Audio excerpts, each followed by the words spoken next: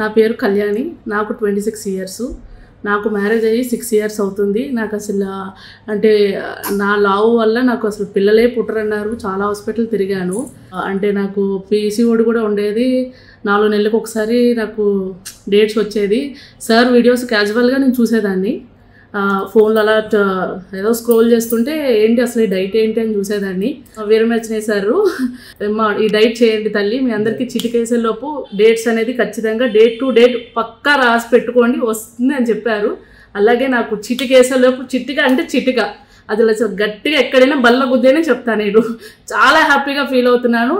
అంటే సార్ది 45 డేస్ నేను చాలా హాస్పిటల్ కూడా తిరిగాను. అంటే సార్ డైటింగ్ చేస్తూ అంటే ఎందుకైనా ఇప్పుడు మనకు ఉంటుంది కదా, హాస్పిటల్ తిరిగితే పిల్లలు ఖచ్చితంగా పుడతారు, ఐవీఎఫ్ అని అదని ఇదని. నాది కూడా బ్రెయిన్ మా అమ్మ వాళ్ళు చెడగొట్టారు. 2 months 3 months హాస్పిటల్ తిరిగేదాన్ని. హాస్పిటల్ వల్ల కూడా కాదు అనిపించింది. ఇప్పుడు మా హస్బెండ్ ఫ్రెండ్, అమ్మ నువ్వు 20 kgs తగ్గితే నేను 100 kgs ఉండేదాన్ని, 20 kgs తగ్గితే నీకు 20,000 ఇస్తాను, 45 days లిక్విడ్ డైట్ చేయాలి తల్లి అని చెప్పారు. సరే 20,000 కోసం చేశాను, నేను ప్రెగ్నెంట్ కోసం చేయలేదు, 20,000 కోసం చేశాను. 45 days లిక్విడ్ డైట్ రిజల్ట్ నా బేబీ.